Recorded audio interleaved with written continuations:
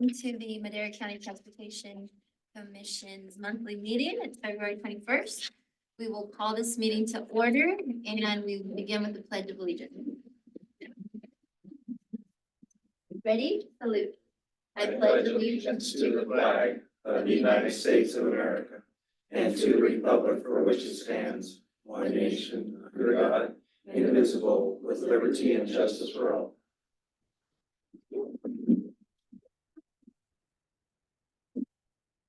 Do we need to do a roll call since? No, because we don't have any members online. We're all in person. Okay. Item 3 on the agenda is public comment. This time is made available for comments from the public on matters within the board's jurisdiction that are not on the agenda. Each speaker will be limited to 3 minutes. Attention is called to the fact that the board is prohibited by law from taking any substantive action on matters discussed that are not on the agenda, and no adverse conclusions should be drawn if the board does not respond to the public comment at this time. It is requested that no comments be made during this period on items that are on today's agenda. Members of the public may comment on any item that is on today's agenda when that item is called and should notify the chairperson of their desire to address the board when that item is called. Do we have any public comment?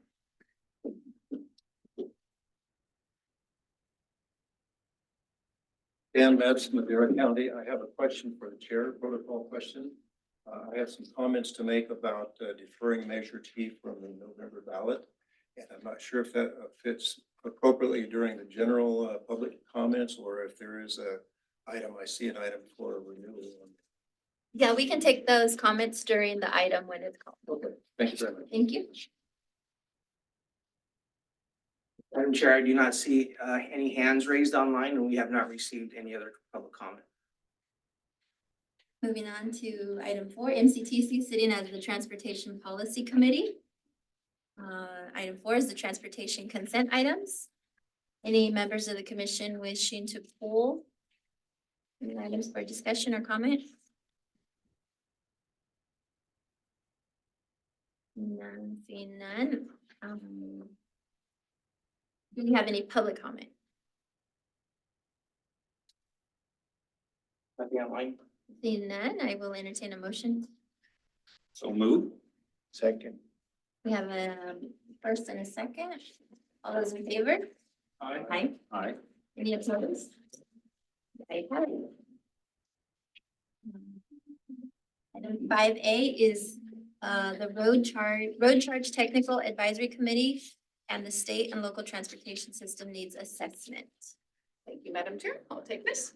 So this item before you today is information and discussion only. And we've, over the past couple of meetings, we've had a brief discussion when we received reports from Gus Corey related to the gas tax and how transportation is heavily dependent on the gas tax.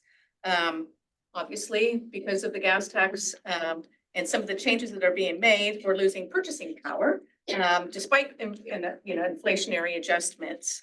Governor Newsom's executive order N7623, which phases out the gas-powered vehicle sales by 2035, makes it inevitable that we need to convert to some other type of new funding mechanism to replace the gas tax. And over the past 10 years, the state has been, the California Transportation Commission has formed a technical advisory committee called the Road Charge Technical Advisory Committee, and this is under SB 1077.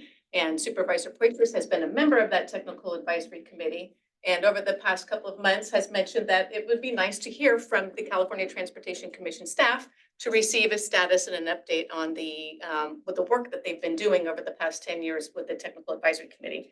In addition, we have a presentation, also a brief presentation on the state and local transportation system needs assessment. With us today that will be providing us a presentation we have the pleasure of introducing is Frances Diaz Sanchez. She's the Associate Deputy Director with the California Transportation Commission, and Lauren Prihoda, who is the Road Charge Manager with Caltrans. But first, before I pass the baton off to Frances, I wanted to give Supervisor Poitras a couple of minutes or seconds, if you will. Whoa, listen to that. To provide, some insight from the Technical Advisory Committee's point of view. And then we'll hop into the presentation with Francis. Very good. Well, thank you very much. Well, it's great that we have this presentation today. As Tricia mentioned, I've been serving on the Technical Advisory Committee, actually since inception back in 2014. I was selected from the San Joaquin Regional Policy Council, and I'm actually probably one of the few people on this Technical Advisory Committee that is part of rural California. We have a really good group of people. We have, people who were involved in in trucking, AAA, California Chamber of Commerce, looking at it from a business perspective. We have the information technology people wanting to ensure that information is kept private, and in other people representing other groups. So I believe there's probably 9 or 10 people that are serving on this Technical Advisory Committee, and it's to provide input from various viewpoints and to ensure that all the groups are represented throughout the state. As Tricia was mentioning, we are now, I've noticed that there's been a serious recommitment around the state to look at ways to replace the gas tax because of the in 1919 and some of these other initiatives that have been pressed by the governor. And even though it's kind of awkward, the launch of the electrical initiative, whether we go hydrogen or electric, someday these internal combustion engines can be fade out. So we're gonna have to do something about replacing the revenue. So that's what the Technical Advisory Committee is all about, reviewing initiatives that we've been working on with the staff.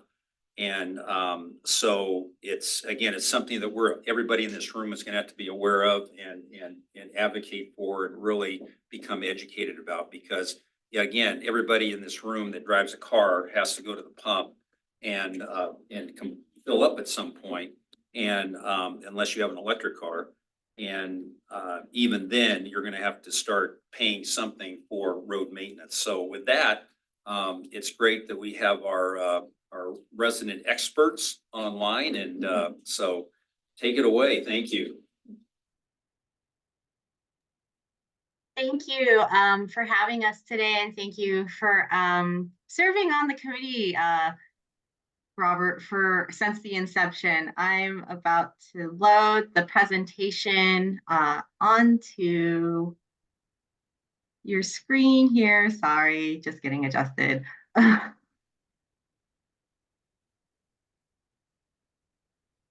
Okay. Start from the beginning. So my name is Francis, and I am from the California Transportation Commission. I am the Senate Bill 1121 and now road charge TAC program manager here at the commission. And here with me today is also Lauren Prohoda from Caltrans, who is actually leading the effort on the Senate Bill 339 road charge pilot that's underway currently. So I will transition to Lauren in the middle of the presentation to provide you an update on the actual road charge pilot program. So quickly, background and purpose overview of the road charge. As Robert mentioned, Senate Bill 1077 was signed into law in 2014, and quickly created the Road Charge Technical Advisory Committee. The chair of the Transportation Commission was directed to create the TAC in consultation with CalSTA and with, I think, input from Caltrans as well. The intent was to study the road usage charge alternatives to gas in 2014. And so just to highlight, road usage charge is different from roadway pricing. It's to look at road usage charge as a replacement to the gas tax. The intent was also to provide recommendations to CalSTA and evaluate the initial road usage charge pilot program, which was a simulation. The Road Charge Technical Advisory Committee also was intended to help identify issues related to the potential implementation of a road usage charge program by January 1st, 2017.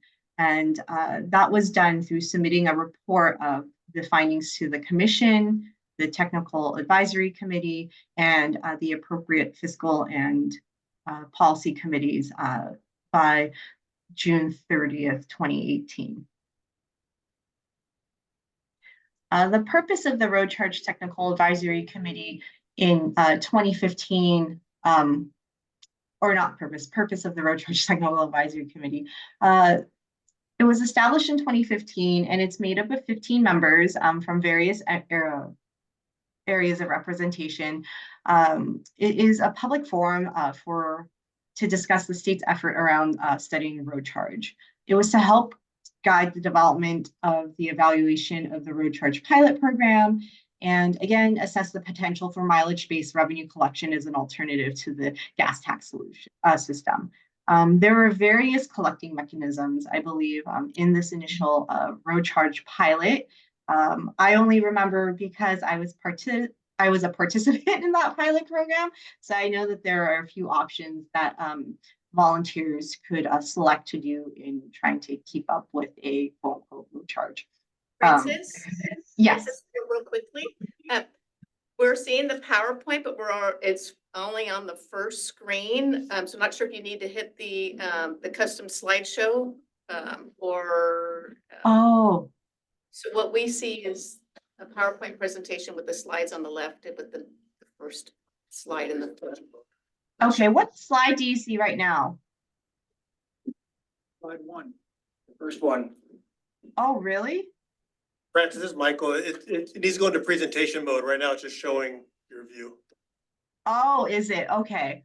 Let me new share.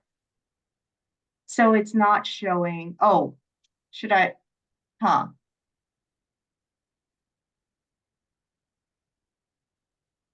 Click from current slide. That'll do it.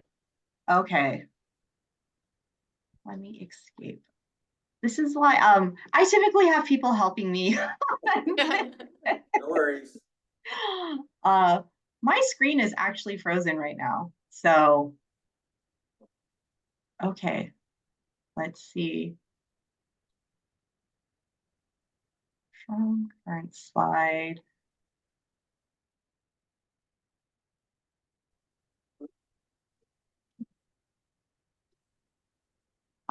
Lauren, would you be able to help me at all by chance? My computer is Yeah, I not can try letting it. me today. I'm not sure if I have your final version, full disclosure, but I can try and do something here. Hold on.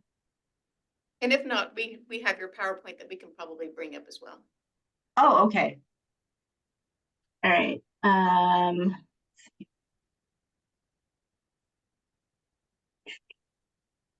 It's always a little bit exciting with the things across the top. Okay. Maybe, well, if things are bad, then we'll just go through old school method of people looking. I think this might be an working older. now? There you go. Yeah. It Yeah, there you is go. working, Okay. but I think this is an older presentation. Yeah. Yeah, I'm not sure if I have the current version. Sorry. Okay. All right. So mine is much more condensed than a lot of the information here, which goes through all the old committee members and everything. So So do you want me to stop or should we just go for it? I think we should stop because this one's like really long. Okay. I really apologize for my slow computer today. So just very quickly, I was on slide 4, which just talks about like how the committee is comprised of 15 members from various areas. It's a guide to it helps guide the development and evaluation of the road charge pilot program. And I was moving on to the recommendations that the TAC provides. That's focused on organization, data collection, pilot participation, design, privacy and security, enforcement, and rate setting. Can you see that? So, I'm sorry, what?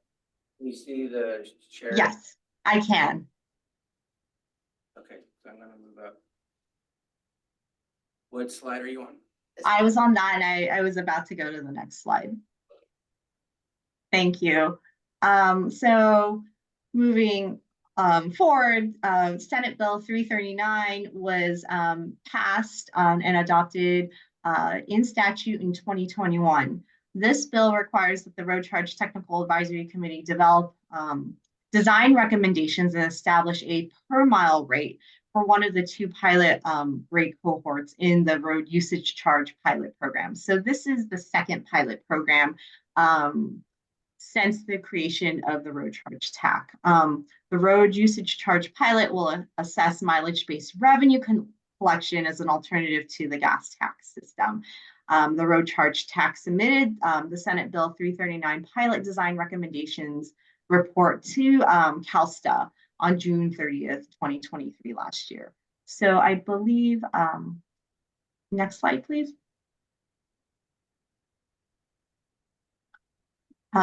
Publications of reports. So just quickly, this is what has been published to date in terms of the road charge program and what the Technical Advisory Committee has provided recommendations and guidance on. So in 2015, the Road Charge Pilot Design Recommendations Report. In 2017, the California Road Charge Pilot Program. And most recently, again, Senate Bill 339 Pilot Design Recommendations. We are currently finalizing the UC Davis Vehicle Miles Traveled Report. That should be linked on our webpage very soon. So now I'm going to turn it over to Lauren Prohoda, who actually is leading the pilot program under 339. Great. Thank you very much. Great to be with you all today. Thank you, Francis. The TAC, it can be a little confusing sometimes. What's the role of the CTC and the TAC and Caltrans and CalSTA? And, we all kind of work together as we're exploring this issue for the state. So it's really great to be able to work with so many people. So the TAC provides some great advice to us as the administration. We can go to them anytime for technical questions that, I beyond my area of expertise and opinions on various policy matters and things like that. And we take that and we apply it to the research that we're performing on behalf of the state. You want to go to the next slide. But it's not just us that's looking at this issue. This is the issue in all states. It's an issue with the federal government. So we're actually part of a community of states at this point that's really looking at this road use charge idea as a potential replacement to the gas tax. You have different states in different stages of looking at this as a potential solution. There are a number of states who have voluntary programs. Their neighbor to the north, Utah, and then Virginia. And last summer, the state of Hawaii became the first state to pass a mandatory road charge bill. So they will be transitioning all vehicles to a road use charge and getting rid of the gas tax by 2033. So that's a pretty exciting development. We also have a national pilot the federal government is going to be doing to look at how it could potentially work at the federal level as well. So a lot of interest across the nation and really around the world as we kind of explore this potential solution. Next slide. So the state of California has been studying this for about 10 years. We're trying to be very thorough and complete in our research. We are a very big and complex state. And as Francis mentioned, that started with our first pilot, which was back in 2016 and 2017. That was authorized by SB 1077 that also created the TAC. That was just kind of a general test of the idea. general feasibility. Could this work for California? It was very successful. We found it was a feasible idea, but it also recommended areas of future study to figure out. So that's kind of what we've been doing since that time, is pinning down those areas that we wanted to explore a little bit more through some follow-up pilots. So in 2021, we did our 4-phase demonstration that really looked at different ways to potentially collect a road use charge that would make it easy for the user in the tax-paying experience. Last year, we really focused on engaging rural communities. This is one of the areas coming out of the final report for the 2017 pilot of, we need to understand the impacts to rural areas more. So that pilot last year, really, we spent a lot of time doing stakeholder work. I went to a lot of board of supervisor meetings around our rural county areas, met with tribal leaders because we really wanted to reach out to the tribes as well. And so we're analyzing the results from that right now, and hopefully that report will be out this summer. And then that'll move us into the SB 339 pilot, as mentioned, which is required by statute. And this will be different in that for the first time, we will be collecting actual money for participants. Yes, I am worried about our recruitment on that head, inviting people to like experience this and pay us money, but we will be giving them incentives to participate. To hopefully we can have that test of the system. So once we get towards the end of this year, we've been doing a lot of research on different fronts, both in our pilots and with other research entities. We're hoping to wrap up that research really towards the end of this year. We're hoping that the 339 pilot will be live sometime this summer. And so we'll be able to report out to the legislature and answer the questions we've been studying, and be in a reasonably good place to, answer anything that elected officials may want to explore as this policy idea is potentially considered. So if you are interested in this, we have a ton of information that you can access pretty easily. If you want to go to the next slide, our website, caroadcharge.com, has all of our pilot reports and research. It has a calculator, so you can run the numbers for yourself of how much you might pay on your specific vehicle under the gas tax versus the road charge. It has some informational videos. It has news and updates. It has links to every other program in the nation in different states and what they're exploring. If you want to see what other people are looking at, you can explore that. So it's a very useful tool if you want to go deep, or if you just want to spend a few minutes and pull some facts. It is there as a resource for you. And of course, you can always reach out to Francis and I with any questions. My contact information is on the final slide. We're always happy to answer questions. So with that, that's a very brief overview of the status of things. And I'm sure both Francis and I are happy to answer any questions you might have. I have a question for Lauren. Lauren, now this program is supposed to be revenue neutral, is that correct? In terms of what people are paying as far as gas tax goes, state gas tax versus what the per mile charge is going to be. In theory, that's what it's supposed to be, correct? So we're definitely studying it as a revenue neutral replacement to the gas tax. Now, when we say revenue neutral, though, we're thinking about the overall money that's coming into the state, not necessarily the individual level.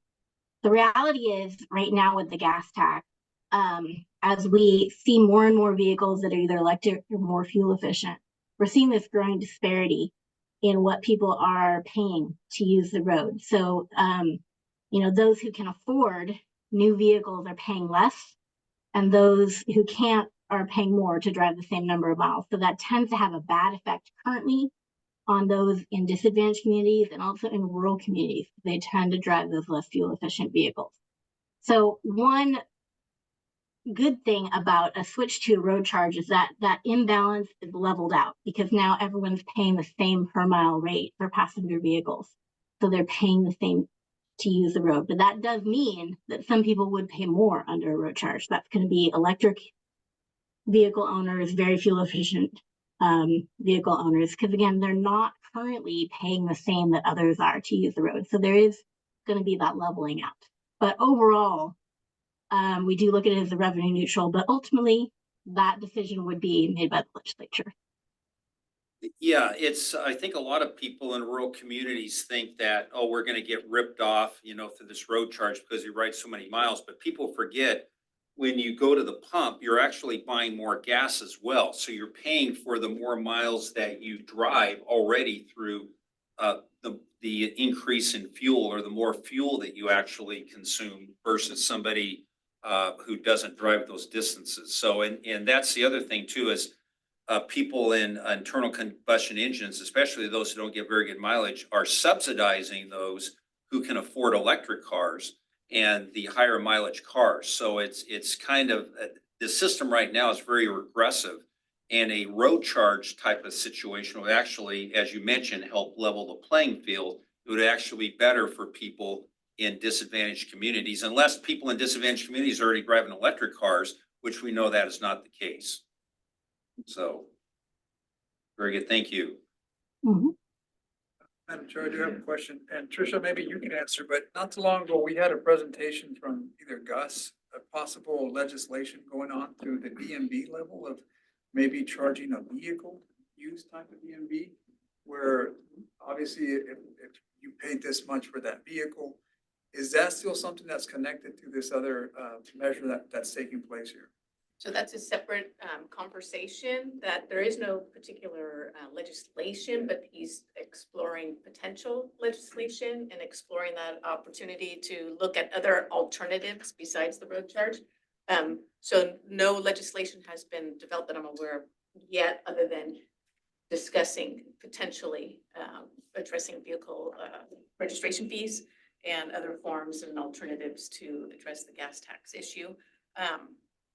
He may be at our next meeting to make a presentation on the status of that. We do have a Valley One Voice trip in Sacramento in March, where he may also have some other information he might be able to share to us at that time. But right now, there hasn't been any kind of movement, at least in the Valley, in terms of that direction, other than exploring.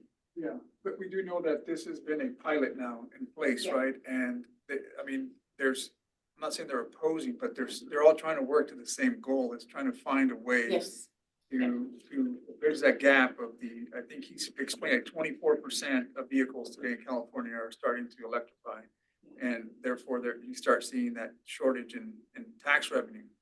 So I'm just kind of curious as to, you talked about equitable, because you start seeing the disparity, especially in values like Madera, right? And so that it's not regressive.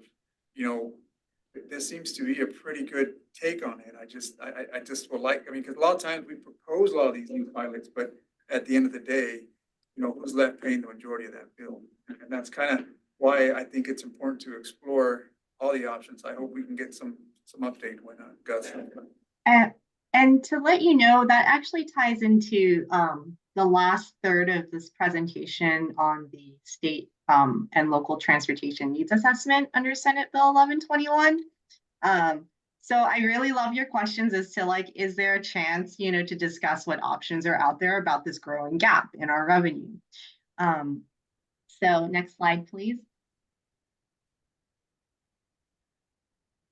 Senate Bill 1121 was actually passed in 2022, and it requires that the commission, in consultation with CalSTA and Caltrans, to prepare a statewide needs assessment on the cost to operate, maintain, and provide for the necessary future growth of the state and local transportation system for the next 10 years. So out to 2035, that target year when vehicle sales will transition over to all new vehicles being electric, or zero emission, I should say, not electric. It must be consistent with the CTP, the California Transportation Plan, with specific considerations to climate resiliency, I think adaptation needs in particular, because we're seeing a lot of challenges that we're facing in sort of addressing the needs on our transportation system, right? It's not just maintenance and rehabs. There's just a lot going on now. We're required to forecast the expected transportation revenue, which will include federal, state, and local revenues to pay for the costs identified. And essentially, what is that shortfall? And what are our recommendations? I think this is the question you're asking, of how that shortfall should be addressed. Road charge is one that we have heard a lot about, and as a suggestion so far, as we've been working on the development of this needs assessment, we are required to consult with relevant stakeholders, including but not limited to community-based organizations, environmental justice and equity-based organizations, organized labor, the transportation industry, metropolitan planning organizations, county transportation commissions, regional transportation planning agencies, local governments, and transit operators. We recently just submitted our interim needs assessment to the legislature on January 1st, 2024, and we are now working on developing the full needs assessment, essentially, that will be submitted January 1st, 2025, and updated every 5 years thereafter. Next slide, please. The focus on the interim report was really a summary of existing information that was already out there. So mostly on what the State Highway System Management Plan, the California Draft Rail Plan, because that was identified in Senate Bill 1121 as something to evaluate, the 2022 Local Streets and Roads Report. So that was essentially where we began the conversation of, okay, just based on maintenance and just the maintenance, what to keep things like going, this is what we have right now. And we analyzed that information and collected, and there's already a shortfall essentially on the needs compared to the available revenues. For the full needs assessment, we're building off the interim report, and we're going to include a much more comprehensive analysis on what our projected transportation revenues are to the year 2035. We did a near-term revenue projection using the STIP fund estimate that went out to 2029, based on just gasoline consumption alone. And, that's already declined. Caltrans had to readjust their 2024 STIP fund estimate they had to readjust their 2022 STIP fund estimate when they did their 2024 STIP fund estimate to show that, they got even less than what they had thought they were going to get, 2 years prior. So in the full needs assessment, we're going to include the transportation needs roll-ups from all the regional transportation plans out to the year 2035. And then most importantly, I think, are the development of the policy recommendations. Like, what do we need to do to close this gap? What are our options? What is viable? And we're working on the report right now and meeting with all our stakeholders as to what needs to be done and how we want to message this to the state legislature. So next slide, please. This is like the key takeaway from the interim report. As I noted, our gasoline consumption levels continue to drop. And the big thing is that we have this revenue discrepancy already out to 2029. And that's just that it highlights that we are $1.3 billion short or in a decline by 2029.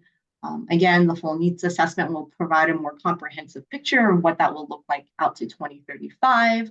And again, developing policy recommendations on that gap between declining revenue and transportation needs. And yeah, like Lauren had mentioned, this is not unique to California. We're facing this, nationwide. Hawaii is taking the first step, and that's really exciting to see like how that's going to work out for us. So next slide, please. Very quickly, we are also looking at what has been affecting us in our ability, to meet our needs. And, one of the call outs in the legislation was, climate resiliency. How's that been affecting us? What sort of transportation revenue solutions are there?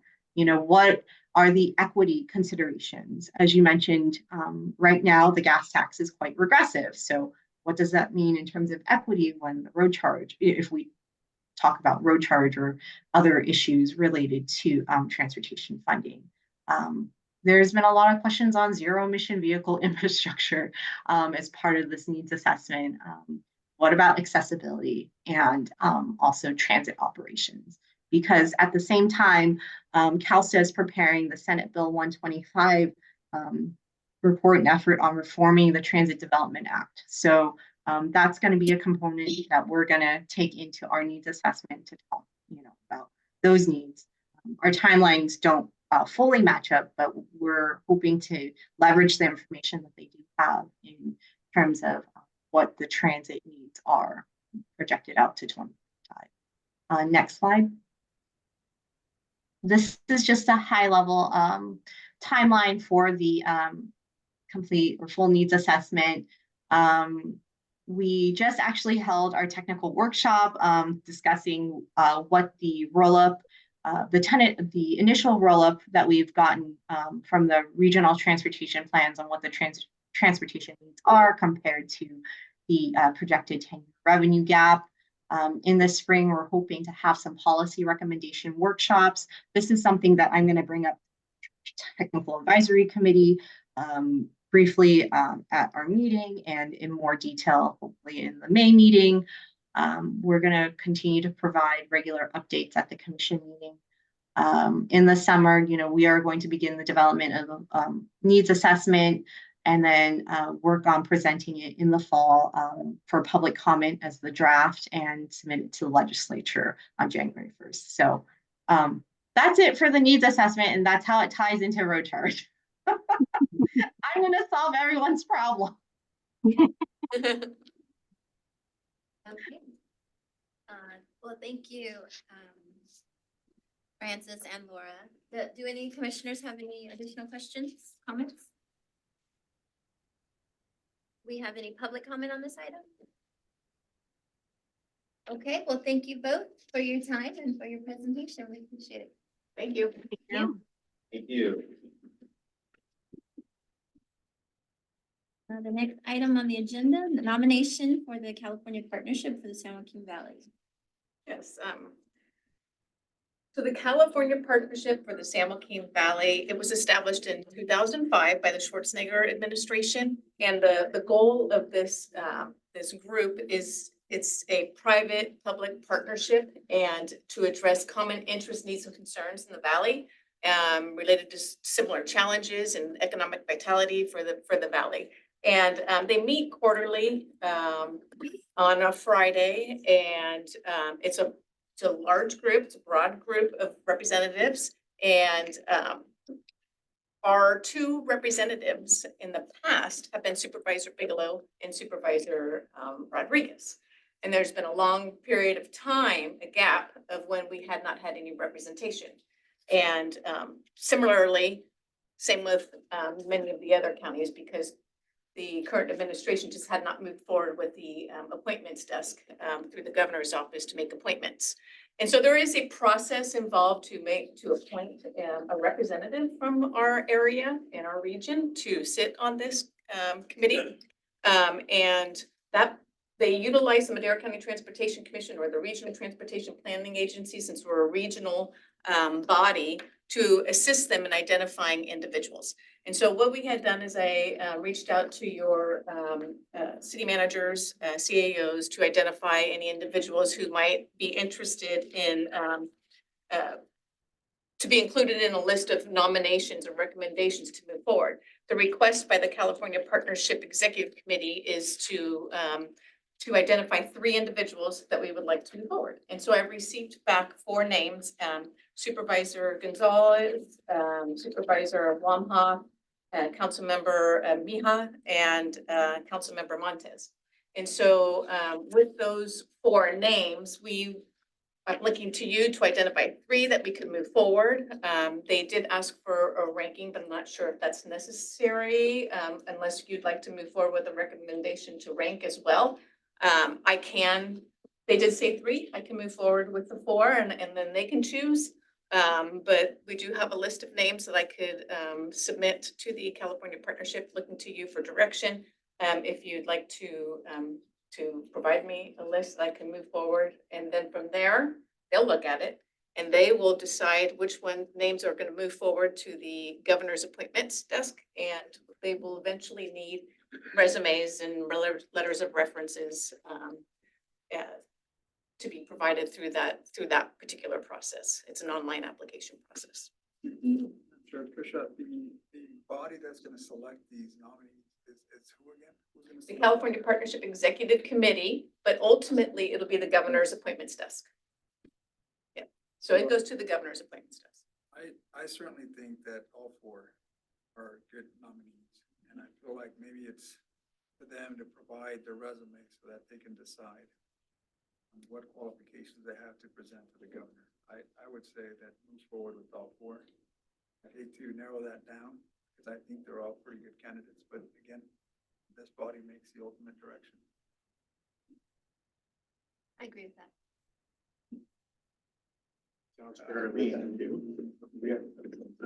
So included in your agenda package, I did list the four. I just provide the four names accordingly, and the California Partnership Executive Committee, if they have an issue with it, they'll reach out to me, and then we'll move forward from there.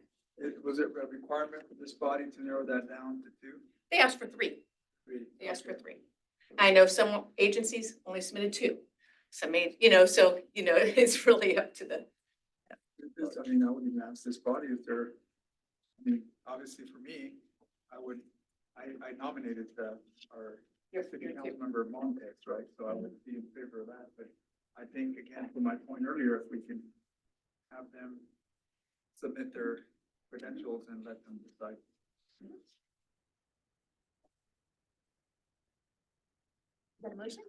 That is a motion to move on all four.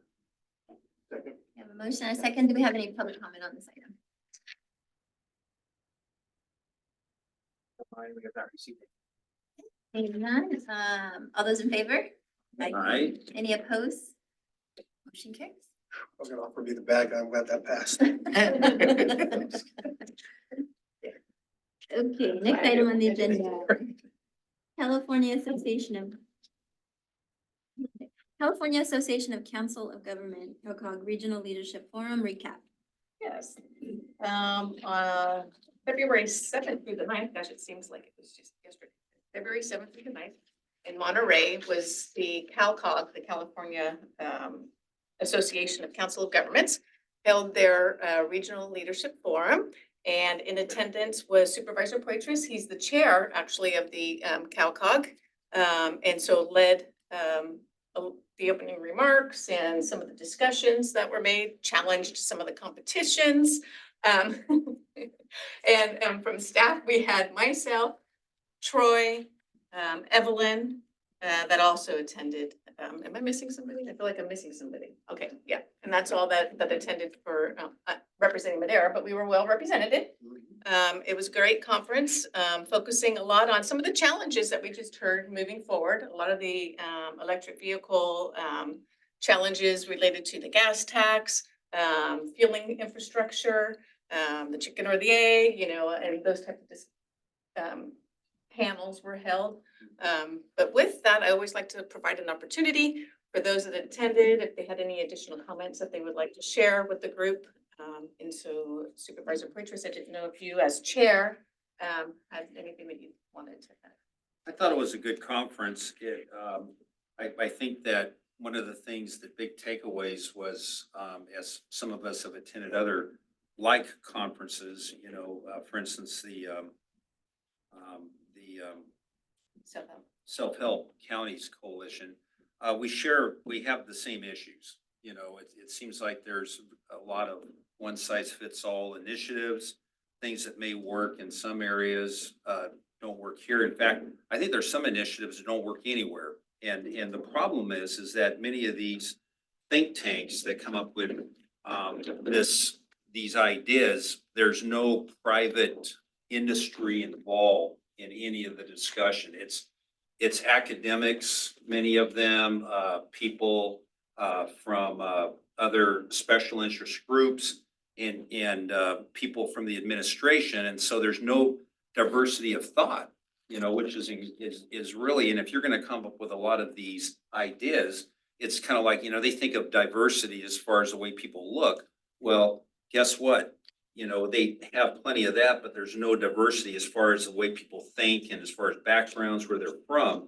And, you know, for instance, the Strategic Growth Council and many of these initiatives that are thought of. And it was kind of general agreement amongst, you know, the people throughout the state that's what one of the problems is. And it's good to see people expressing those frustrations and expressing these issues. And it's something that we need to work together through organizations like CalCog and self-help counties and our legislators to again, get our legislators to realize that we're all different. You know, we're all the areas and regions, and it's going to be more and more difficult too as our gas tax declines.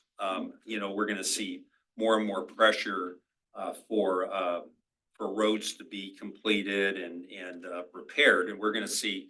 I think fortunately, it's going to get worse before it gets better, and that's one of the reasons too that the topic of the road charge or alternative sources of road repairs is determined.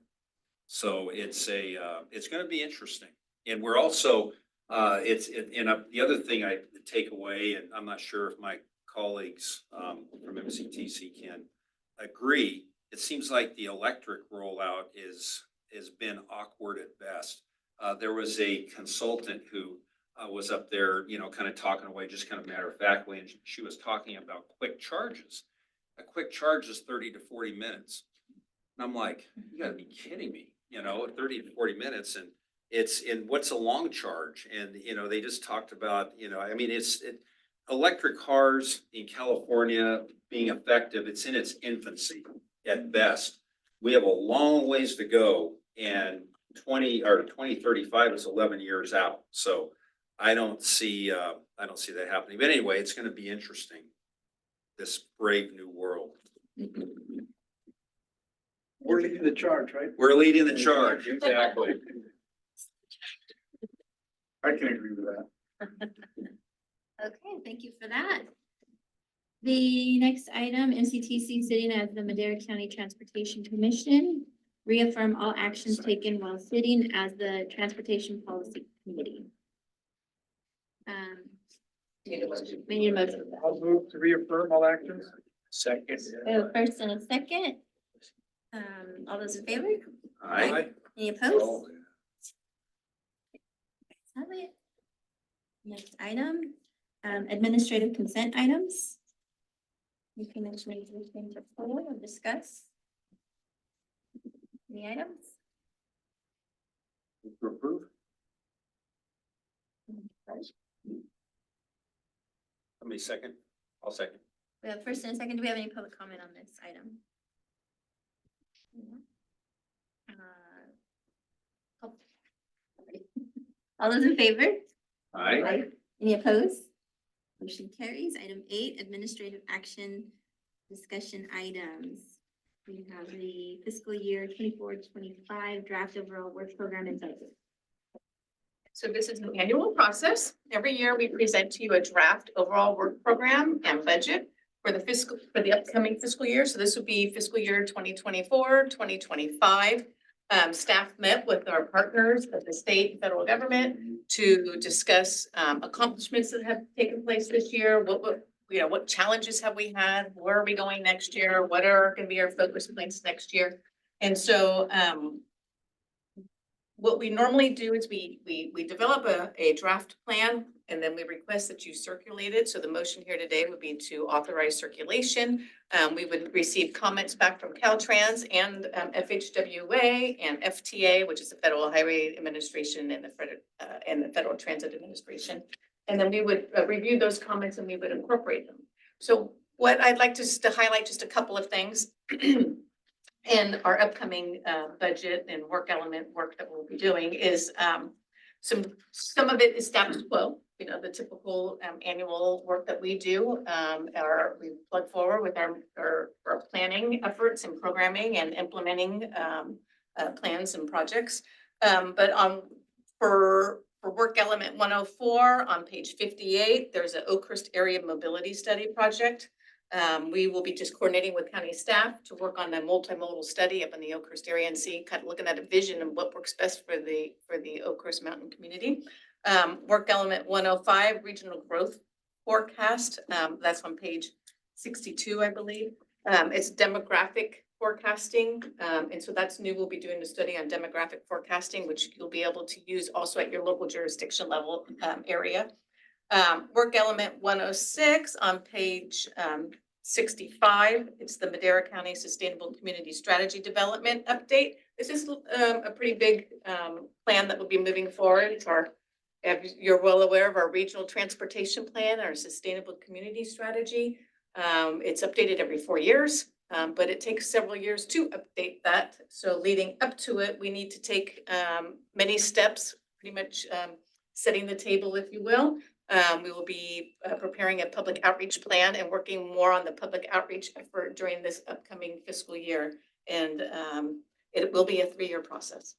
And the active transportation planning on page 82, we review and update as needed. So any kind of changes that happen over, through state legislation policy changes related to bicycle pedestrian facilities, we will incorporate that into the plan review and incorporate and work with your staffs as well. Work element 603, the GIS and mapping resources. We'll be doing some GIS upgrades with our new hire, Natalia. She's and Evelyn as well are working with our GIS. And so we will hope to fine tune our GIS and upgrade our GIS work that we do. At the end of the plan, overall work program is a budget.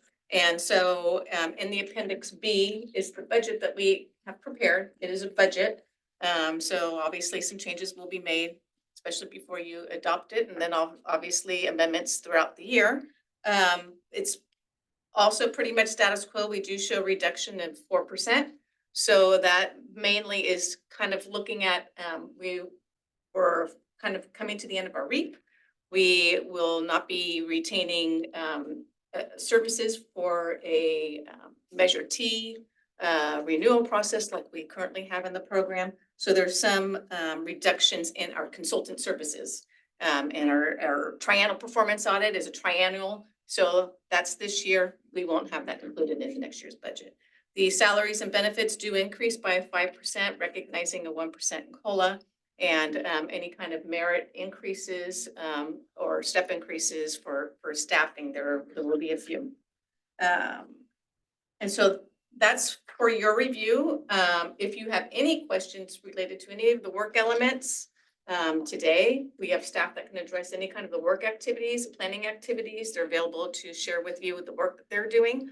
Or if you have any questions within the next, month or so, let us know and we will review and respond accordingly. But this is just for circulation for review and comment. Questions, comments from the commissioners? Any public comment on this item?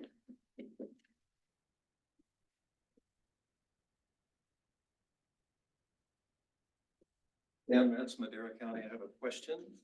Is this for agency review only, or does the public get a chance to comment on it? All documents are public documents, so you can respond in public document. It's a public document. So, this is an action item. Second. First and second, all those in favor? Aye. Any opposed? Motion carries. Thank you. MCTC sitting as the Madera County 2006 Transportation Authority. Authority administrative consent items. Questions, comments?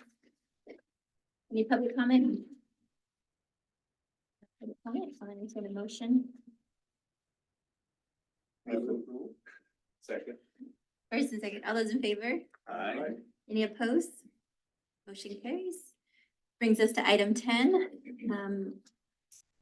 Measure T renewal update. Yes, this is our monthly renewal update. Kendall with BKS, Kendall Flint is joining us remotely this month. And she's here to provide you with the schedule of, we have a busy schedule coming up this next month. And she'll provide you with the steering committee and any kind of workshops and social media, anything that we are doing within the next month. So Kendall, the floor is yours. Oh, goodness. I would like to say, first of all, thank you so much. The executive director did not mention it, but she also spoke on a panel on behalf of MCTA and MCTC at the CalCog conference, talking about exactly what Supervisor Poitras was mentioning, that there are different scenarios for different agencies, and I guess MCTC was very well represented. Anyway, I'm here today to talk to you about the Measure T outreach update. And we've got a couple things going on that are very exciting. One, we're talking about with the steering committee now, really what the current allocation looks like and what it might look like in the future. At our last meeting, which was in February, this is kind of the way that the current measure exists. And there's a lot of things in here that talk about street maintenance, supplemental, all these other things. And the committee actually has really expressed, as many other folks, that a lot of these programs are not as readily accessible to the public. So one of the things that we talked about with the group is really trying to make that a little bit clearer. And at the end of our last meeting this month was really establishing maybe 3 buckets, and this is by no means done, but the idea is to really shift more money to the local jurisdictions for the use of local streets and roads, which the committee members seem to feel, and I agree, are the most important things. So the conversation went, it could be as much as 75%, somewhere in that, I don't know, 65 to 75% area, that if there is a future measure, would go to local street and roads under the local agencies. And then under that umbrella, we would see the ability for folks to identify evacuation preparedness, bike and pedestrian programs, safe routes to schools, and maybe other things that might relate to technology. And the discussion was very interesting because the idea was, especially in the eastern side of the county, evacuation preparedness is really top of mind, and a lot of people really want to see that, happen. But in other parts of the county, it may not be as relevant. It's not to say that they don't want to have those plans in place, but the idea of setting perhaps a floor and then giving some flexibility would be a good thing. So that discussion is continuing. And then the idea is to put regional projects in its own category, and then transit. And again, no decision has been made yet, but the idea was kind of moving towards perhaps doubling what's in the existing measure as a starting point for discussion. So one of the things we're going to be doing this month is having a series of town hall meetings. Now, these are going to be, there's 9 of them that we know of right now. And I want to thank all of the supervisors and your staff, as well as staff at the city of Chowchilla and the city of Madera. We have set all of these meetings up, as well as meetings for the communities of Fairmead and Lavina. And I'd really like to thank Vicki Ortiz with the community of Fairmead, and of course our partners with the Latino Coalition for the association with Lavina. So each of these meetings are all open and available to the public. And if you go to the measuret-2024.com website, you can actually start seeing all the meetings that are coming up, and you can attach that to your calendar. Maybe you want to go to some, maybe you want to go to none, maybe you want to go to all. But over the next couple of weeks, at the end of the month, we're going to be having these meetings. Now, they are going to be also promoted, and I'll talk about that in a moment. But each of the supervisors will have their own meeting, and we'll have staff from the county that'll be answering questions that are specific to that district and sort of what Measure T has done in that area and what might be possible if there is a renewal. This is also going to be the same, of course, for the city of Chowchilla and the city of Madera. One thing I want to point out from the previous speaker, the presentation that was done earlier about the reduction, let's say, in overall fees, these conversations about where gas tax and other funds come for local streets and roads are very important, because as that money goes down, if Measure T is not renewed, there's going to be a hole to fill that is not going to come from the state. So there's going to be some very challenging jockeying, if you will, in order to make the ongoing, just the current level of maintenance happen in the future. So it's very important. We really want people to attend these meetings. We'll be pushing this out through social media and also through a variety of print and online advertising that'll be really designed just to get people to attend these meetings.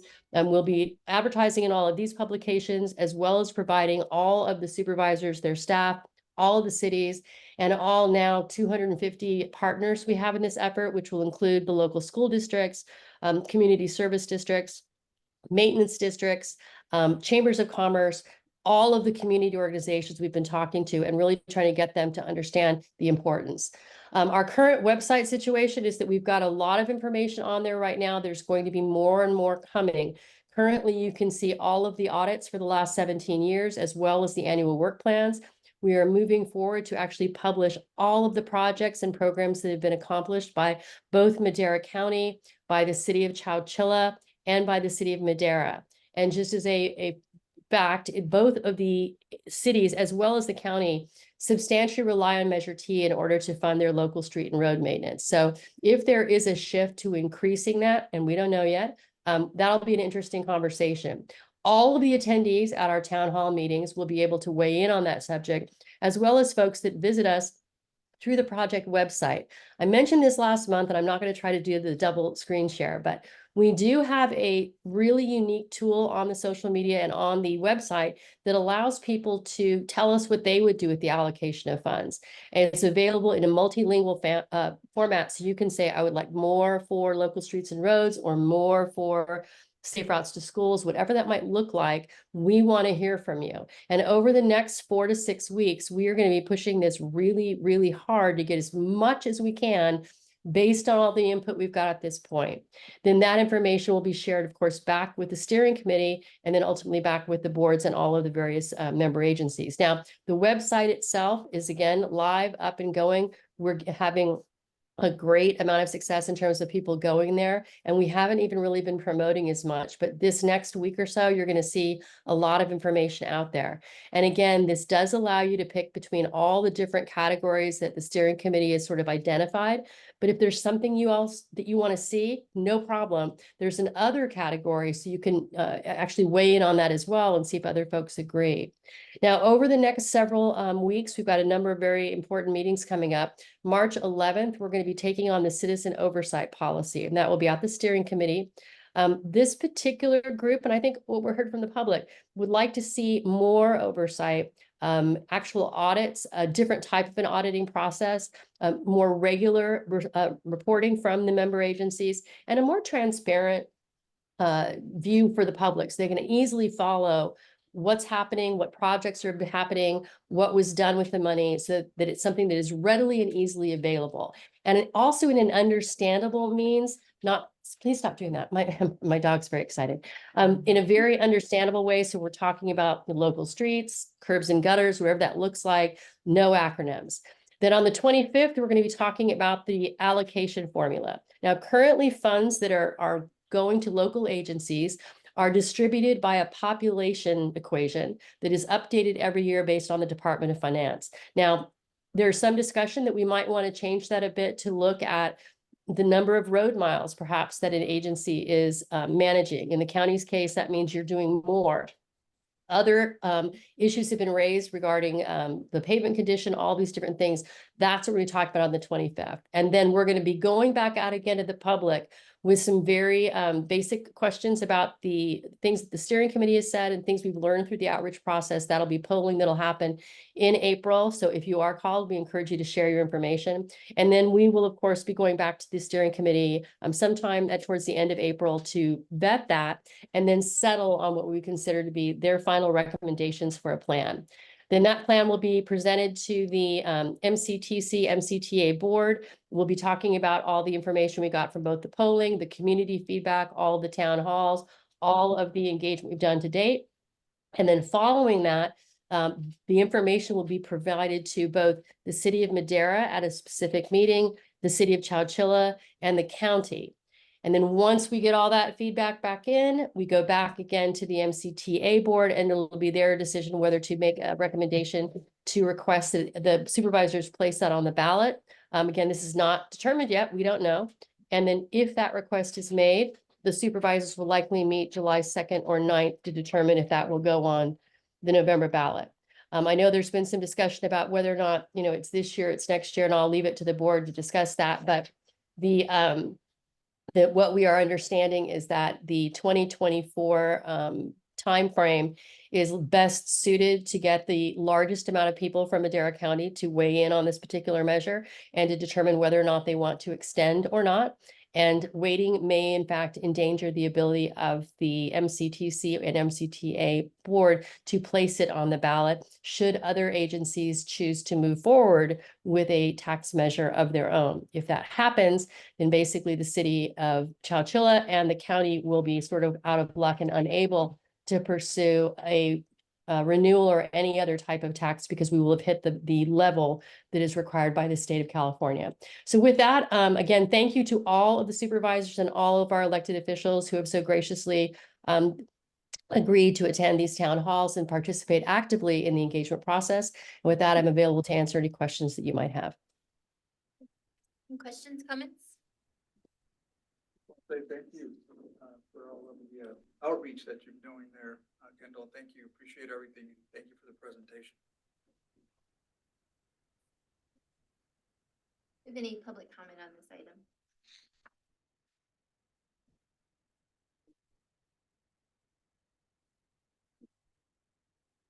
Sure, I don't know, did you all get the letter that I sent this morning?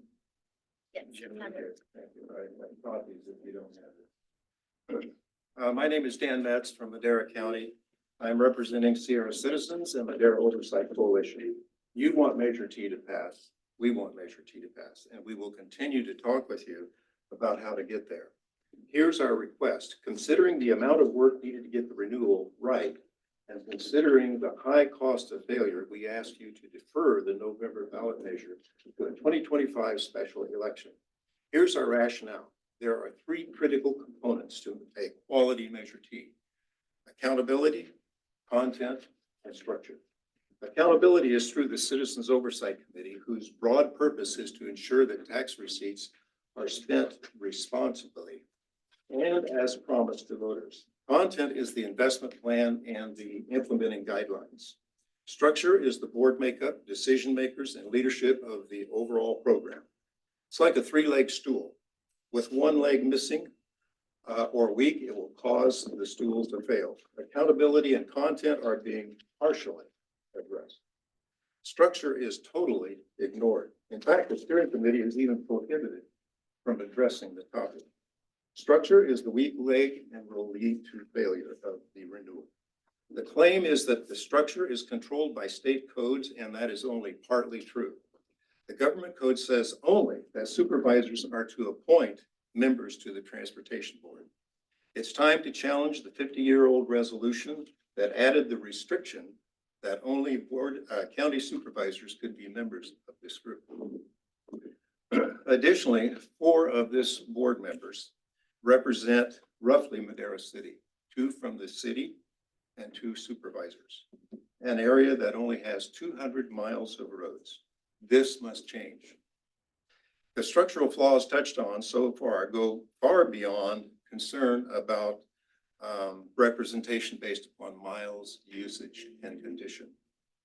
The overarching need is to expand both boards to include citizens. Only a new county resolution is required. Since 3 of you represent the majority of the Board of Supervisors, that shouldn't be too difficult. With these changes, Measure T renewal stands a far better chance of passing, but there is an urgency. Without action in the next 2 months, the 2024 renewal will mirror the 2022 failure. These electoral failures cost taxpayers millions of dollars. This leadership will be responsible for that waste of money and the waste of our goodwill reflected in this appeal. The time to act is now. Thank you.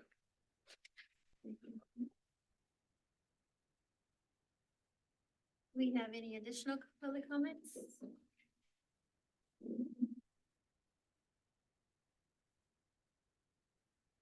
Hi, everyone. My name is Victoria Ortiz. I'm a resident living in the community of Fairmead. I'm making my public comment today as a resident who has been given the opportunity to be on the Measure T resident committee this year. For Measure T to be on the ballot for its second time, I see there's a better effort for it to be successful by attempting to get more input from residents who will be paying for the measure. Although I feel we all have more work to do within this committee process. The Measure T process is complicated, and reporting of factual information initially has not been well documented and was not available as it has been these past 12 months. What I have also experienced in the residents committee table is the residents table, they need more time to absorb the presented material and to be able to ask questions about the material at the time of the presentation. This will enable us to make better informed decisions in the end. Additionally, there should be an opportunity for more residents per disadvantaged communities on these committees. This includes any alternatives to be able to attend each meeting instead of being locked out, so they can be up to date with the information. I've looked on the Measure T website at the charts and the displays of what work that has been done with the previous funds. And I don't see any documented completed projects where I live. I don't even see planned projects that we need, like completely repaving our roads and not just some small patchwork for potholes that get even bigger by the next time. The roads and the flooding are destroying our vehicles, not to mention it's unsafe to drive in these road conditions. I've been told that the resident committee might be able to discuss a better percentage of allocation of funds at the next round for our disadvantaged communities. If nothing has been done with the previous Measure T funds, what incentive would I have to believe it will change? Lastly, my appreciation now is this time I'm at the committee table, speaking up for my community. My concern is if there isn't accountability for the final decisions made with Fairmead and Lavinia, that we be passed over again, and we won't get our fair share of Measure T funds again. Thank you.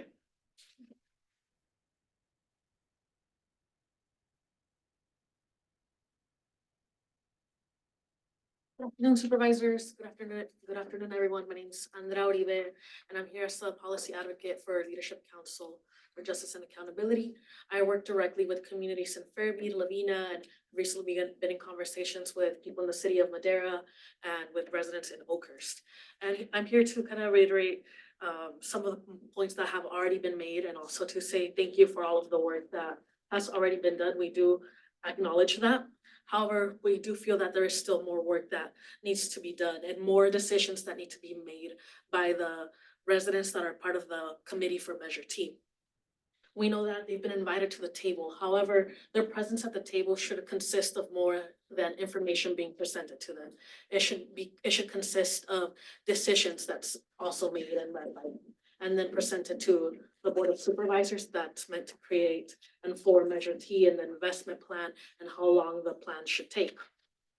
Something I noticed from the presentation today is just how much is being done, right? There's committee meetings, there's public comments such as these that are being made, there's polling on the websites, there's 10 town halls that are expected to go all the way until March 28th. However, one of the last scheduled meetings for the committee that I saw wasn't until the week of April 20th. Within this, so with that, something that comes to mind is how will MCTC ensure that the committee members have enough time to make any final decisions that need to be made, continue to have decisions that include pros and cons and not just multiple choice decisions, and have time to digest the information gathered from the town halls, committee meetings, public comments, and that they've had with their neighbors, and be able to present this information to the Board of Supervisors and to the remaining jurisdictions within this one last town hall.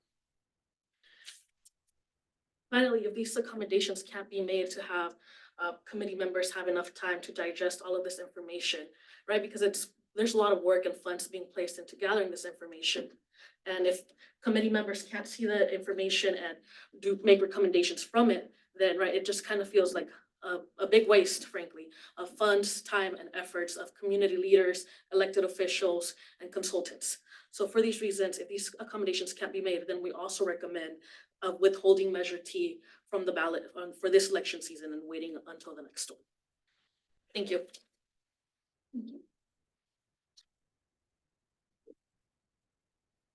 Any additional comments? Madam Chair, I have a question for, I don't know, maybe I'll have the questions for Tricia, if you can address this for me, please. So knowing how Measure T operates and how funds are distributed, if this measure does not pass, how do any of these communities and or our municipalities get their funding? What would be the measure utilized to do that? Obviously, if we've had a failed measure and we fail again, for lack of, let's just say we don't have enough, then what would be the outcome there as far as how these municipalities get their funding?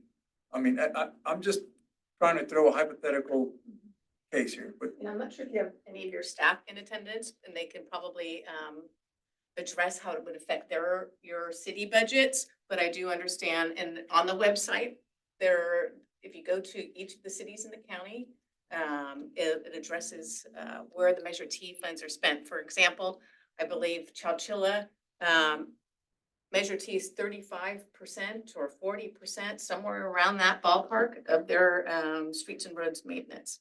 And so to fill that gap, you only get some of the state gas tax funding that comes to you. You don't use, county doesn't use general fund money for your local streets and roads. So you're going to have to backfill in some other form once the gas tax fill that gap. And you lose your half-cent sales tax Measure T funding. A large portion is for your, also to leverage other grant opportunities. And so you lose potentially that opportunity unless you tap into other funds through your own local jurisdiction. Kendall has spent some time to prepare on the website to demonstrate that. I think the messaging needs to be clear that without being a self-help county, Madera County, and for lack of a better word, is going to hurt. It's going to hurt hard. Now you can go in 2026. I believe the letter here mentions going for a special election. That's very costly. I don't think that would be an opportunity to do a special election in 2025 due to the cost associated to it. But that is up to you all to make that decision. 2026. Will some of these concerns be addressed by then? I don't know, because we did not, we failed in 2022. There's a potential that, you may not want to move forward with 2024, given some of the discussions that are taking place, but that's also going to be up to you to make that decision. But what other funding source are you going to have out there for your local streets and roads? It's going to be very, very challenging. And then given the climate changes and the devastation with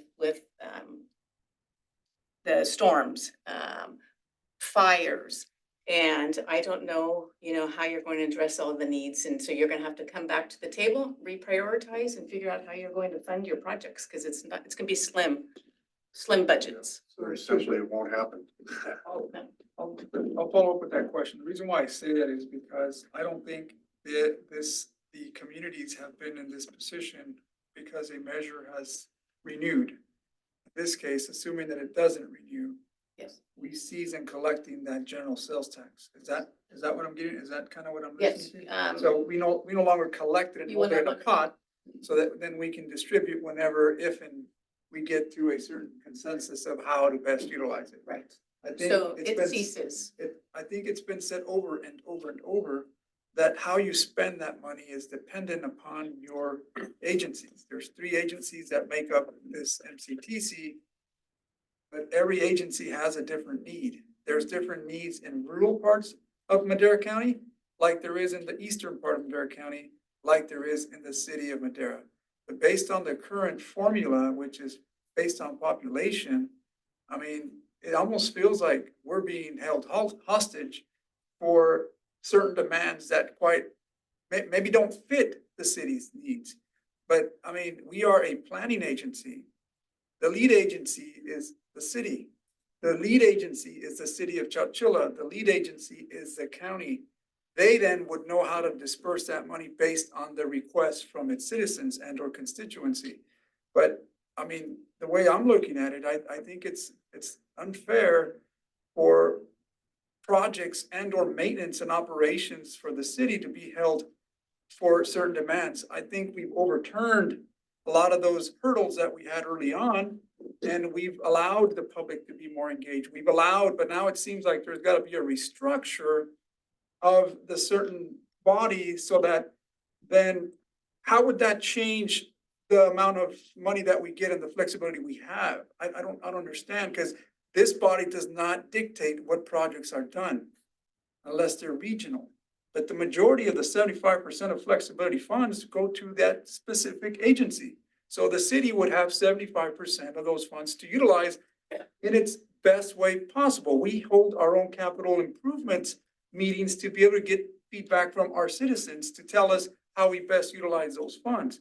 Same thing goes for the county, and I'm assuming the same thing goes for the city. So I don't understand how the restructuring of this body is going to take away our ability to make decisions on how we best serve our citizens or our constituency. I just find it very difficult. And maybe I heard a comment that this failure, you'll have to be responsible for the actions, but what about the actions of people wanting to stop progress in their community? I feel to be that you're taking that upon your own way of thinking without really looking at the bigger picture. That's what I'm looking at this, because we are again a planning agency. The structure of this body, I don't know that takes away our lead agencies to do what they have to do to meet the demands of their constituency. I mean, I want to express that because I think it's important to know that we do not make decisions on projects. Your individual agencies do. And that's key, because it's important to communicate that, because I feel like I hear the same thing over and over. This body here dictates how monies are spent. It's done on a formula. And so far, I think we've on agreement that it's population. If there's road miles, then that's a whole different conversation. Bring that to the table. But I mean, I just wanted to make sure I address that, because it's very frustrating for me as a commissioner, having to go back and tell my council that, hey, this possibly won't go. We may have to start looking a different way. And that's sad, because it affects the whole county. It affects these little areas that are rural. That's where money is. And maybe if there's not money there, then that's a different conversation with those representatives. But for that to hold us like in a position of like, you can't do nothing. You can't do nothing because we want to restructure this body. It doesn't make sense. It's unfair. I just don't feel that that's the right way to go. Madam Chair, I'd like to follow up on Commissioner Rodriguez's comments. He is absolutely 100% correct. The protests here and just on Measure C in Fresno or Measure T here baffle me. I just completely do not understand what is going on here. Measure T represents a very small percentage of funding from roads. We have state highway money, we have SB1 money that comes into our county, and Measure T, all it does is supplement the projects that have been approved by the city of Chowchilla, the city of Madera, and the county of Madera. The way that Measure T and the MCTC is being attacked is incomprehensible, and it's inexcusable. If any of these efforts, if people here are unhappy with what's going on, you need to be going to the county of Madera, the city of Madera, or the city of Chowchilla.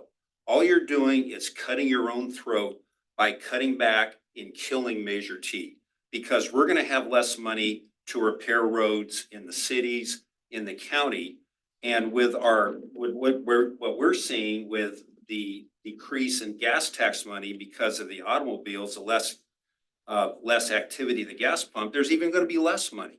It is just unbelievable. And to me, there's something else going on. I don't think it has anything to do with roads. I think it has to do some other kind of a climate agenda or something that really has nothing to do with improving roads, improving commerce, improving the lot of life for others. Because Measure T goes, guess what? There's that much less money to improve roads in our jurisdictions. And it is just, again, I I'd love to have somebody explain it to me why you're not going after the jurisdictions. If you really feel this strongly, you need to be going there and looking at the representatives and talking to your representatives, not this body. You're picking on this body in the jurisdiction and costing this jurisdiction hundreds of thousands of dollars for very little money that comes out of Measure T. It is just inexcusable, and I just, and you're not doing your constituents one bit of good. You're hurting them, not helping them. Thank you. To also follow up on that, because I think you're on to something exactly right there. And when we talk about Madera County roads, for instance, we're on a management system. Those roads that are in that system, the 2,100 miles of roads that have been evaluated by our departments. They've been structurally analyzed. They've been placed into a system. The road management system spits out details on which roads are savable, which roads are not, and the roads are managed through that system. It isn't the Board of Supervisors that says, I think I want road 13 over here done, or I want that road done, or this road done. That was a time past method of accomplishing things. We handle things through a scientific method, and it's not willy-nilly. It's not just something we decide because we like this group or that group or what have you. And you're absolutely right. People need to be careful who they align with, because the agenda of certain organizations is not to make sure they get what they want. It's to stop the progress at all, to stop the very idea of roads being paved. And what I don't understand is, even under climate protection, you're still going to have cars driving on roads, whether they're electric or petroleum driven. There's still going to be cars driving on roads, and tires are still going to get messed up. And we're still going to need roads repaired, no matter what happens with the automobile industry. And earlier we talked about the idea of the electric situation. You know, our desires have gotten way ahead of where we're at scientifically.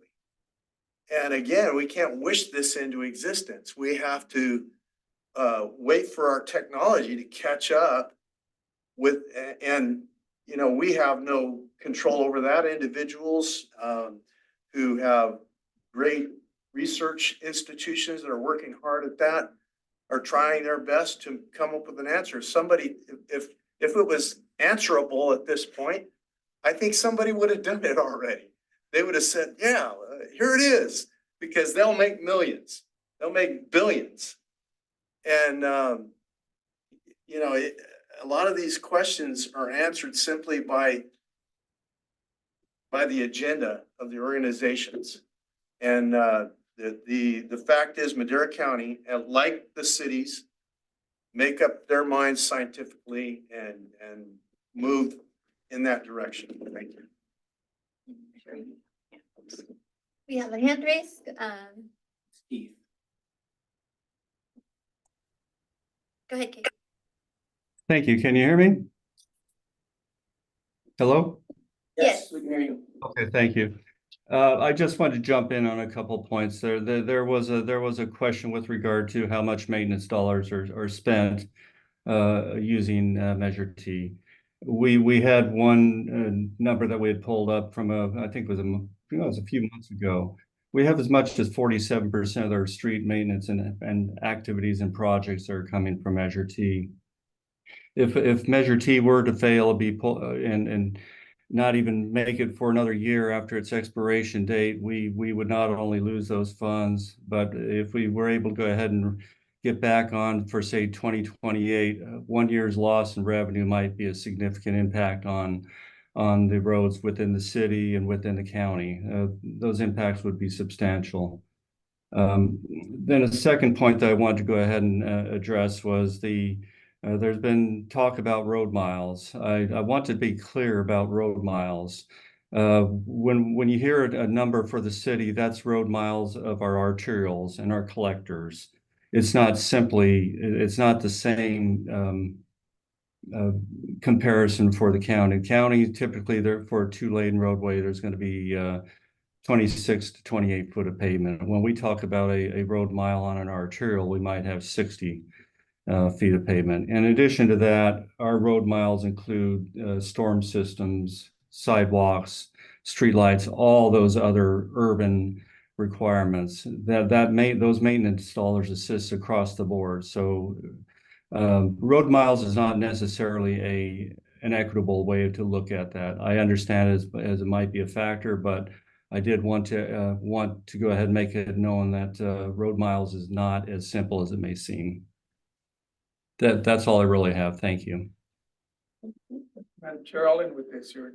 Thank you, Keith, again for giving us that information. But, you know, when I look at the city of Madera, I mean, as far as population goes, there's a lot of commerce going on here, just like there is out in the city of Chowchilla, Fairmead, out in the county. There's a lot of money coming in. And you got to remember that for every dollar that's spent, half a cent is set aside just for a small amount to leverage for millions of dollars that we've had. That's why you see these signs up there, your tax dollars at work. So for us, it's important because not only from what our city engineer said, it's important for all of us that if in fact this doesn't pass, it hurts us. It hurts us all. It hurts every single person in the county because the way these funds are generated in a collective way. And then they're distributed based on population to those agencies. If the issue is at that agency that's not responding to a certain road and or place, area, rural or not, that's the conversation that needs to be had at that place. No different than at the city of Chowchilla, no different here. But not to have that pool of money and to be held hostage is just, it's not fair for, you know, for areas that need this money to be able to keep the potholes, the paving, the sidewalks. All those monies are utilized, but a small portion of it is used to leverage more money from state programs and or fed programs. That's what I'm trying to convey. It's not that I don't agree with a lot of the comments that are said. I think they're important comments, but those comments have to be taken into a place where it can be resolved. Is it going to be resolved here? We're not the body that decides how these projects are done. We are the body that collects the money, formula, you divide it, and there you go. Individual entities will then make that decision with their collective bodies. That's what I'm trying to get at. Let's not hurt the county and or cities because of these unmet demands that are out there that may not be met. Those are my comments, Madam Chair. Yes, please. I mean, just to add to all these other commissioners added, I mean, as Patricia mentioned, we have 35% of our road repair, maintenance and stuff that go through these funds. And a lot of those money that we have go after the grants and everything, we would not be able to, as a small community, be able to go after those because that money is the one that we need to have a seed money so we can go after as a self-help county to apply and qualify for those funds and be able to spend and repair those roads, regardless of with how much representation we have from each city or the county is all based upon our road management system. That prioritize the roads where the roads that need the priority of the road and where the maintenance is needed and where the dollar needs to be spent. So like as my fellow commissioner mentioned, we just follow the policy of the plan and then the local jurisdiction is the one other making decision making body. That's all. The consultant Kendall has her hand raised. Yes, Kendall. Thank you so much. I just wanted to point out two things. I'm not going to address the restructuring of the board because as was previously stated, this was something that is actually not in the purview of the steering committee, but I do want to address something that relates to the comments made by Vicky Ortiz and by Andrea. It's very important to realize we have 3 months before an actual plan is going to be presented to the board and to others. We have time. We've also had probably more engagement and outreach than has happened in quite a long time. And I'm not saying that everyone is going to get what they want, but the point of the matter is that before we start talking about pushing something off to 2025 or 2026 or to the Netherlands, we should wait and find out what people say at these town halls, what people say based on the statistically valid information we'll get out of that polling, and what that steering committee has to say. If we come back in, May and June and we don't have consensus, that we don't have people agreeing, great, let's talk about that. But to the board's point, this is not something that can keep getting kicked down the road. Every time that happens, it just makes the process less viable. So I'm committed to I'm going to basically live there in March. My point is, if you've got a question, you've got a comment, let's talk about it. Let's let the process work through. We have ample time to give people that opportunity to have those conversations, to vet that information. And we do have ample time in order to provide it to the steering committee in bite-sized chunks. All they're doing now is discussion and debate. There are really no more presentations. All they're doing is having the conversation about how to reach a plan that they think would be viable. And at that point, we take that back out to the town halls and then back out for the polling. So just wanted to make that clarification moving forward. Thank you. Yeah, I just wanted to make one quick observation, and that is that this is not just the loss of Measure T. If we lose Measure T, this is a loss of all the dollars that Measure T leverages. And if you look at that, you're talking millions and millions of dollars. Not just Measure T, all the dollars they leverage. Okay. Go ahead. To answer a couple of the points that were mentioned, Commissioner Althris had said he was baffled.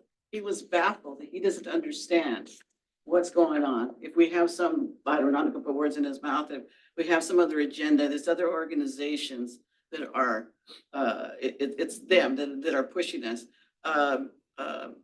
Commissioner Rodriguez, you said that there's the commerce and we would lose some of the commerce, the funding in there. Have you been out to Fairview? There is no commerce out there. We got one elementary school, two churches, one church, and that's it. That's it. As for the roads that need to be repaired and those things, you said this is not the body to come to and express my public comment. I'll come here. I'll go to the Board of Supervisors. Supervisor Rogers is our supervisor. I have not seen you out there in I don't know how long. When I need to go to the departments that control the road and everything, when I do that, there's no funding. Okay, so I'm gonna find some door, and the rest of our community is gonna find some door, and not to hold anybody hostage, but find some door to be heard.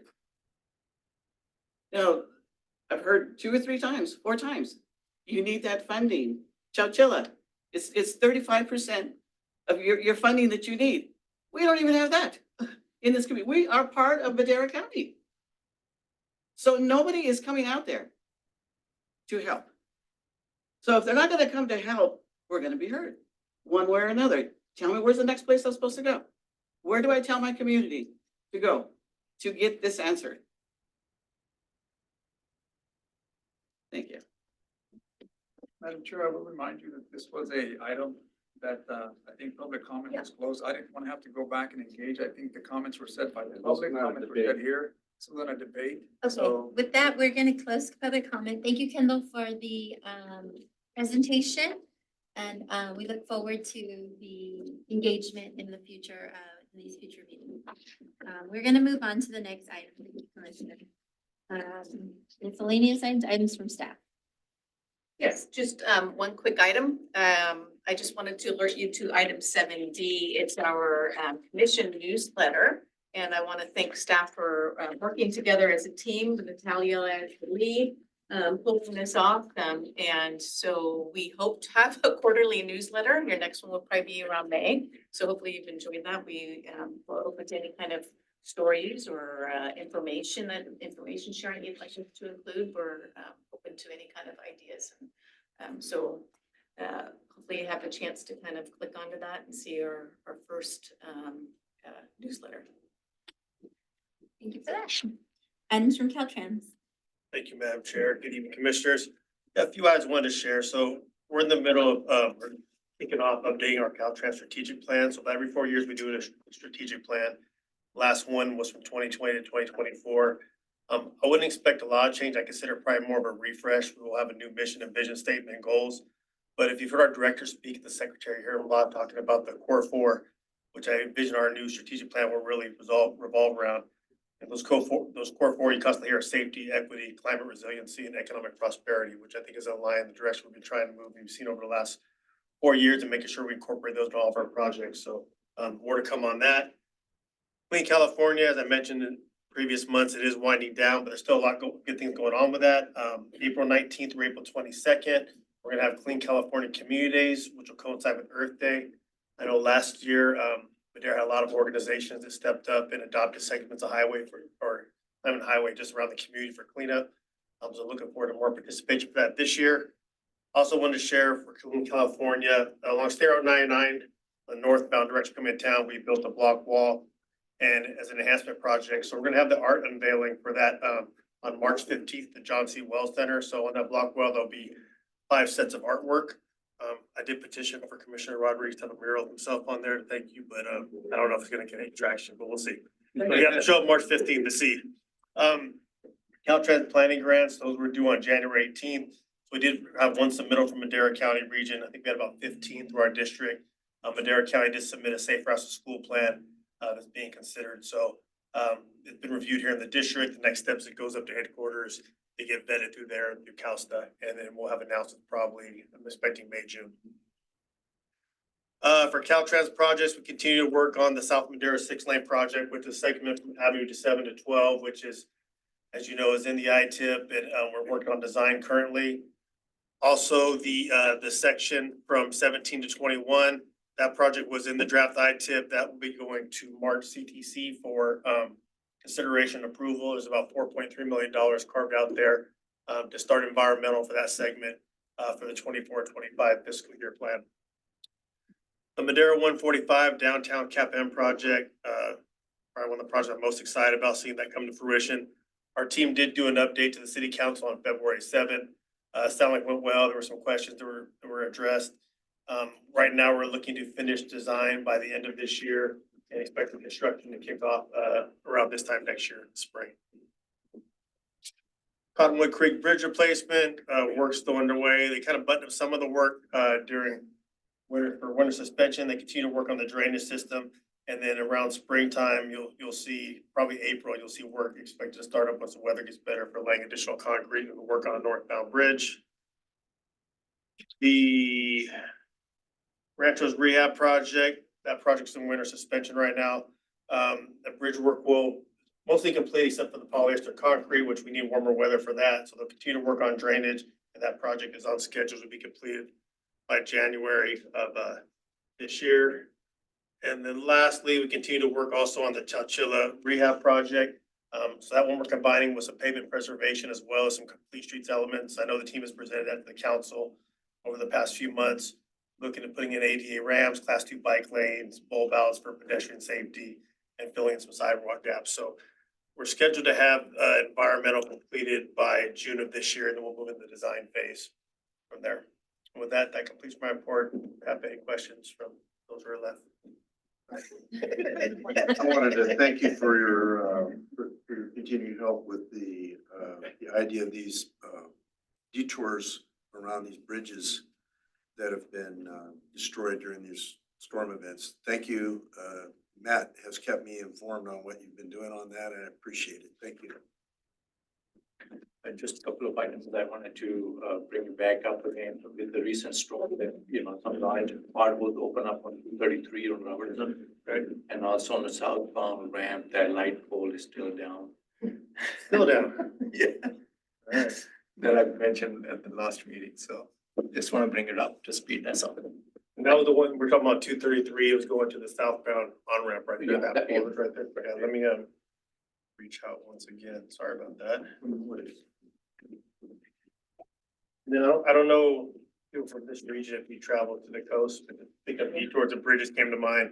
Anybody, which I know a lot of people from Fresno do, but that frequent like the Pismo Beach area, we have a bridge construction project there where there's a fairly lengthy detour around Stratford area, going through Kings County. And so right now the detour is sending people, you'll take 41 south and then it's 198 to I-5 and around back to Kettleman City. So it's about a 30 to 40-minute detour. I know some of the motoring public is finding, I'll say shorter ways, which you have Avenel cut off and here on, but the preferred route that we're encouraging people to do because of the road conditions is 198 to I-5. So I just wanted to share that. So anticipate some of those slight delays if you're planning to the coast. Yes, we're not. Like 6 months, the closure. It just started, I think about a week ago. And they're doing that and then they're doing a rehab project along the same segment while it's closed, so. Thank you for that. Items from commissioners. Another report. Thank you. Okay, the closed session, there's none. And with that, we stand adjourned. Thank you.